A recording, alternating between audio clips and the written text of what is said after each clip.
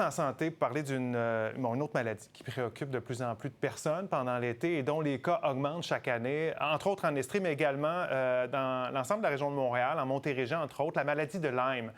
Bien, bonne nouvelle, les traitements administrés aux personnes atteintes de la maladie de Lyme sont concluants. C'est ce que confirme une étude qui a été publiée dans le journal de l'Association médicale canadienne. On en parle avec notre collaborateur, le Dr Alain Vadeboncoeur. Bonsoir, Alain.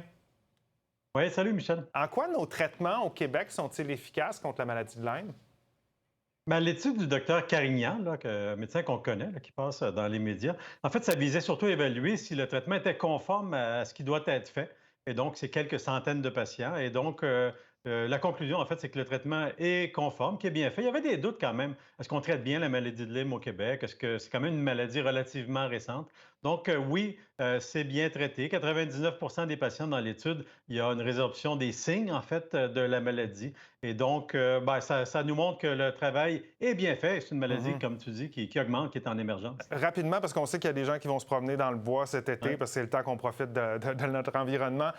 Les symptômes à surveiller, puis qu'est-ce qu'on fait quand on a des symptômes? La prévention, d'abord, c'est de se protéger sur tous les jambes quand on va dans le bois, examiner si on n'a pas des tiques. Et en fait, les symptômes, c'est pas très compliqué. C'est souvent une rougeur qui apparaît et c'est un antibiotique très simple qui peut être donné rapidement, soit en prévention, soit quand la rougeur apparaît et qui est très Bon. efficace.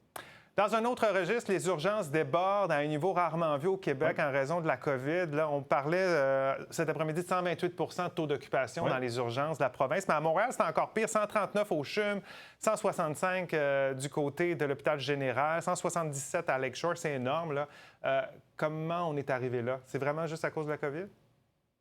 Non, en fait, non, c'est pas juste à cause de la COVID, ça c'est un point important. J'ai vu 128 à 13 heures, c'est dans tout le Québec, j'ai rarement vu ça, des chiffres aussi élevés que ça. Mais il y a plusieurs facteurs. Outre la COVID, c'est le manque de personnel surtout qui donne beaucoup d'impact. Il y a des vacances, hein, les gens, les infirmières, le personnel doit prendre des vacances. Les activités aussi qui sont plus élevées que d'habitude parce qu'on veut rattraper le retard et le manque de lits disponibles. Il y a pas mal de patients qui sont Bon. dans les lits. Tout ça fait que ça déborde à l'urgence et pas mal, effectivement. En 10 secondes, la solution?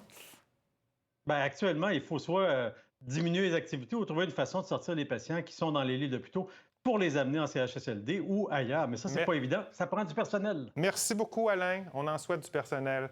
Bon, les cas de On COVID en sont souhaite. bel et bien en hausse. Là. Encore aujourd'hui, la santé publique a annoncé plus de 1839 nouveaux cas, 56 hospitalisations supplémentaires, 13 décès. Ailleurs dans le monde, en France, en Chine, par exemple, les autorités réimposent des mesures sanitaires. Bien, demain, on aura droit à un point de presse du ministre Christian Dubé, ministre de la Santé, et du directeur national de la santé publique, le Dr Luc Boileau. C'est demain, 9 h.